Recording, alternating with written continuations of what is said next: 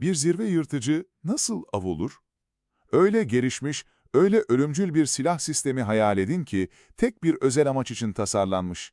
Savaş dronlarının yeni tehdidine karşı göklerin nihai koruyucusu olmak için. Milyonlarca dolarlık hareketli bir kale, füzelerle, toplarla ve son teknoloji radarlarla donanmış. Bu Rusya'nın Pantsir S-1'i, avcı. Şimdi onun hedeflenen avını hayal edin. Yavaş hareket eden, pervaneli bir drone, maliyetinin sadece bir bölümü. Kağıt üzerinde kolay bir av olması gereken. Bu Bayraktar TB2, av. Ancak Suriye ve Libya çöllerinde senaryo tersine döndü. Dünya şok içinde izledi ki onlarca gelişmiş Pantsir sistemi sistematik olarak takip edildi, hedeflendi ve yok edildi. Tam da yok etmek için inşa edildikleri dronlar tarafından. Bu bir tesadüf değildi, şans eseri bir vuruş değildi. Bu metodik, elektronik bir pusuydu.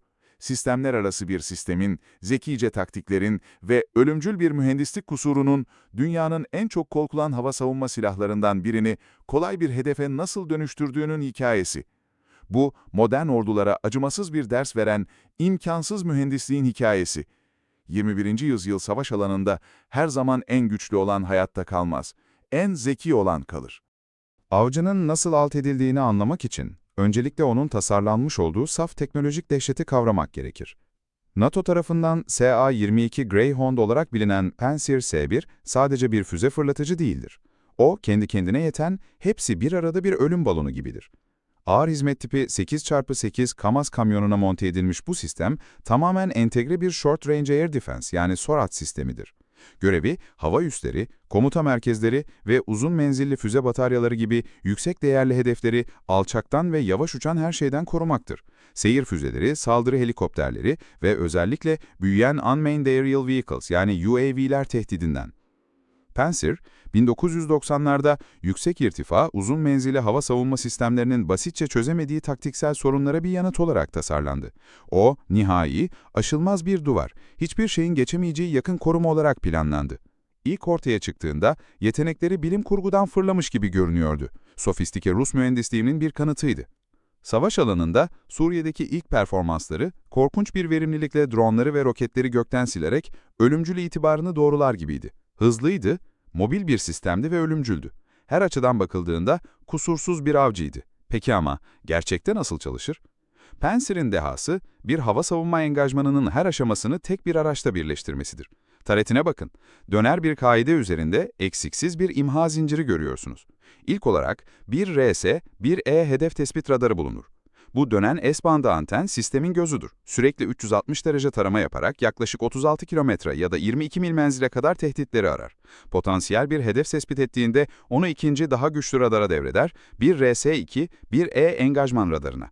Bu, aynı anda 4 hedefi takip edebilen ve füzelere yön verebilen çift bandı bir phased array sistemidir. Buralar kilitleme yaptığında sistemin beyni, ateş kontrol bilgisayarı bir karar verir. Füze mi kullanacak yoksa top mu? Daha uzaktaki hedefler için ana mühimmatını ateşler 12 adet 57E6E karadan havaya füze. Bunlar Mach 3'ün üzerine hızlanabilen 20 kilometreye kadar uzaktaki ve 50.000 feet irtifadaki hedefleri vurabilen iki aşamalı katı yakıtlı roketlerdir. Füze, Pantsir'in kendisinden gelen radyo komutuyla yönlendirilir. Bu da onu birçok elektronik karşı önlem türüne karşı oldukça dirençli kılar. Eğer tehdit bu zorlu engeli bir şekilde atlatır ve çok yaklaşırsa, Pantsir'in son, acımasız bir sürprizi vardır. 2 adet 2A38M 30 milimetrelik top. Dakikada 5000 mermi birleşik atış hızıyla yıkıcı bir High Explosive Incendiary mermi akışı ateşleyerek bu toplar 4 kilometrelik bir yarıçap içinde her şey için neredeyse aşılmaz bir çelik duvar oluşturur. Tespit, takip, angajman ve imha. Hepsi tek bir pakette. Operasyonel doktrin basitti ve yıkıcı derecede etkiliydi. Bir Pantsir birimi konuşlanır, arama radarını aktifleştirir ve etrafında koruyucu bir uçuşa yasak bölge oluştururdu. Bu bölgeye giren herhangi bir düşman dronu neredeyse anında tespit edilirdi. Angajman radarı kilitlenir, güçlü hüzmesi hedefi işaretlerdi. Saniyeler içinde bir tüfek mermisinden daha hızlı hareket eden bir füze fırlatılırdı.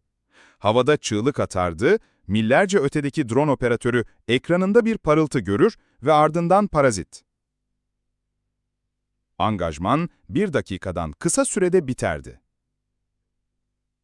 Teoride en yüksek hızı zar zor 120 knots olan ve stealth özelliği bulunmayan tek bir TB2 drone'unun kesinlikle hiç şansı yoktu. Bu, endüstriyel sınıf bir sinek tuzağına doğru vızıldayan bir kara sineğin dengiydi.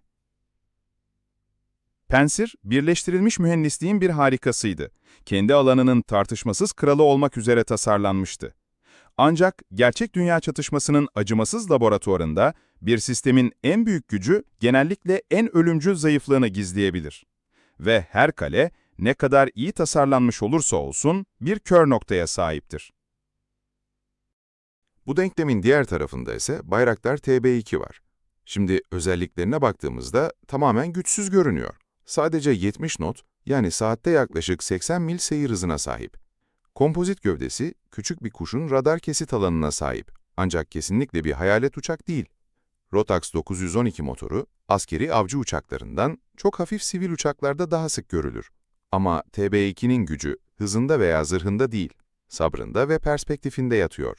27 saate varan inanılmaz dayanıklılığı ve 25.000 feet hizmet tabanıyla TB2 gökyüzündeki kalıcı bir göz. Bir savaş alanı üzerinde bütün bir gün boyunca havada kalabilir, izleyebilir, dinleyebilir ve bekleyebilir. En kritik bileşeni motoru değil, Westcam CMX-15D sensör taretidir. Bu Greyford büyüklüğündeki küre, yüksek çözünürlüklü gündüz ve termal kameralar ve bir lazer işaretleyici içeriyor. Yüzlerce mil uzakta, yer kontrol istasyonunda rahatça oturan bir operatörün savaş alanını büyüleyici bir netlikle gözlemlemesini sağlıyor. Kanatlarının altında ise iğnesini taşıyor. MAML veya Smart Micro Munition'ı. Sadece 22 kilograma ağırlığında olan bu, bir sığınak delici bomba değil. 15 kilometreye kadar güvenli bir mesafeden hareketli bir aracı vurabilen, süzülen lazer güdümlü bir neşter. Yalnız başına bir TB2 savunmasızdır ama asla yalnız savaşmak için tasarlanmadı. Hikaye burada mekanik mühendisliğinden taktik mühendisliğine geçiyor. Pansir tehdidiyle karşı karşıya kalan Türk mühendisleri ve askeri stratejistler daha hızlı bir insansız hava aracı veya daha büyük bir füze yapmaya çalışmadılar. Bunun yerine Pansir'in davranışını tersine mühendislik yoluyla inceleme sürecine başladılar. Sinyal istihbaratı, uydu görüntüleri ve Suriye'deki önceki çatışmalardan elde edilen verileri kullanarak Pansir'i aşılmaz bir kale olarak değil, bir sistem olarak ele aldılar. Öngörülebilir girdileri, işlem limitleri ve sömürülebilir çıktıları olan bir sistem. En büyük gücünün güçlü aktif radarın, aynı zamanda devasa bir zayıflık olduğunu biliyorlardı. Aktif bir radar, karanlık bir odada birini bulmak için bağırmaya benzer. Onları bulabilirsiniz ama aynı zamanda herkese tam olarak nerede olduğunuzu da söylersiniz. Pansir'ın radar emisyonlarını, arama modellerini ve sistemin tespitten angajmana geçmesi için geçen süreyi modellediler. Pansir'i alt etmek için bir silah tasarlamıyorlardı. Bir taktik tasarlıyorlardı. Henüz hiçbir atış yapılmadan çok önce, beyaz tahtalar üzerinde ve simülasyonlarda verilen bu entelektüel savaş, avın intikamının gerçek kalbiydi. Geliştirdikleri plan bir düello değildi, bir aldatma senfonisiydi. Bu, TB2'nin daha büyük bir orkestradaki sadece bir enstrüman olduğu bir sistemler sistemi yaklaşımına dayanıyordu. Bu orkestranın yıldızı ise çoğu insanın hiç duymadığı bir sistemdi. Coral Electronic Warfare Sistemi. Coral, karadan konuşlu bir karıştırıcıdır. Füze veya mermi ateşlemez. Yoğunlaştırılmış bir elektromanyetik enerji demeti ateşler. Amacı, düşman radarlarını kör edip sağır etmek. Onları o kadar çok dijital gürültü ve yanlış bilgiyle doldurmaktır ki işi yaramaz hale gelsinler. Düşmanın uzun menzilli görüşü engellendiğinde planın ikinci kısmı başlayabilirdi. Kurt sürüsü. Tek bir insansız hava aracını ölüme göndermek yerine birden fazla TB2'yi koordineli rollerde konuşlandırırlardı. Bir veya iki insansız hava aracı yem görevi görecekti. Görevleri, kışkırtıcı bir şekilde uçmak, Pansir mürettebatını tedirgin etmek ve onları güçlü angajman radarlarını bir kilit atmaya zorlamaktı. Bu sırada diğer TB2'ler, avcılar veya katiller menzil dışındaki yüksek irtifada havada beklerdi. Sensörleri pasif modda. Sinyal göndermiyorlardı. Dinliyorlardı. Pansir'ın angajman radarından gelecek, tam konumunu ele verecek o tek, ele verici elektronik çığlığı bekliyorlardı. Tuzak kurulmuştu. artık bir insansız hava aracıyla bir hava savunma sistemi arasındaki bir kavga değildi. Bu izole edilmiş, kör edilmiş bir devle, koordine edilmiş akıllı avcı sürüsü arasındaki bir savaştı. Şimdi, uçsuz bucaksız açık çölde konuşlanmış bir Pantsir Espir Birliği'nin komutanı olduğunuzu hayal edin. Göreviniz, bir havaalanını korumak. Mürettebatınız yüksek alarmda ama kendinden emin. Dünyanın en iyi SHORAAD sistemine sahipsiniz. Ama sonra, tuhaf bir şey olur. Birincil arama radar ekranınız, ki size gökyüzünün net 360 derecelik bir görüntüsünü sunuyor olmalıydı, parazitlerle dolmaya başlar. Hayalet hedefler belirip kaybolur. Menzil ve irtifa okumaları güvenilmez hale gelir. Millerce uzakta bir Türk Koral sistemi elektronik topunu size doğrultmuştur. S-band frekansınızı dijital gürültü bombardımanına tutar. Uzun menzilli gözleriniz artık fiilen kördür. Gördüğünüze güvenemezsiniz. Panik ve hüsran baş gösterir. Avcı, şimdi elektronik harpın yön şaşırtıcı sisi içinde kapana kısılmıştır. Dostu düşmandan, tehdidi hayaletten ayırt edemez. Pusunun ilk aşaması tamamlandı. Tecrit ve kafa karışıklığı. Psikolojik baskı artar. Doktrininiz, eğitiminiz, her şey size hava sahanızın itirazsız kalmasına izin veremeyeceğinizi söyler. Elektronik pusu içinde operatörleriniz bir şey fark ettiklerini sanırlar. Sıkıştırma konisinin kenarında anlık bir temas. Tahmin edilebilir bir yolda uçan tek bir drone. Bu, YEM TB2'dir. Gerçek bir tehdit mi, yoksa makinedeki başka bir hayalet mi? Mürettebatın bir seçeneği var. Pasif ve kör kalabilirler ya da daha güçlü, odaklanmış angajman radarlarını kullanarak sıkıştırmayı aşmaya çalışabilirler. Bu X-band Phased Array radar, gürültüye çok daha dayanıklıdır. Tek bir hedefe kalem inceliğinde bir enerji demetiyle kilitlenmek üzere tasarlanmıştır. Durumun kontrolünü yeniden ele geçirmek için tek seçenekleri budur. Kader belirleyici kararı verirler. Angajman radarı etkinleştirilir. Güçlü ışınları sıkıştırmayı keserek YEM drone'a kilitlenir. Kısa bir an için mürettebat bir rahatlama hisseder. Bir hedefleri vardır. Kontrol yeniden onlarındadır. Ama fark etmedikleri şey, Elektronik harp taktiklerinin en eski oyununa düşmüş olmalarıdır. O güçlü, odaklanmış radar ışını karanlıkta devasa bir parlamadır. Bu net, yüksek doğrulukta bir bildirimdir. Ben buradayım ve işte baktığım şey bu. Uzakta 22.000 fitte sabırla daire çizen katil TB2 tam da bu anı bekliyordu. Pasif ESM podu. Radar sinyallerini tespit etmek ve coğrafi konumlarını belirlemek için özel olarak tasarlanmış, Pantsir'in iletimini anında yakalar. Saniyeler içinde, yazılımı sinyalin çıkış noktasını üçgenleyerek aşağıdaki Pantsir aracı için hassas GPS koordinatları üretir. YEM drone görevini kusursuzca yerine getirmiştir.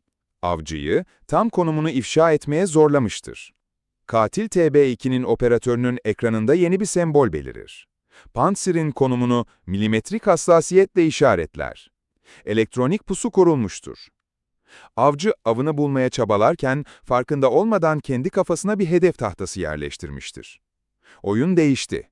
Katil drone artık bir hedef çözümü buldu ve Pantsir mürettebatı izlendiklerinden bile kesinlikle habersizdir. Son ölümcül anlar, bir bilgisayar programının soğuk mantığıyla cereyan ediyor. Pantsir mürettebatı ve atış kontrol sistemi, tek bir göreve tamamen kilitlenmiş durumda. YEM insansız hava aracını imha etmek.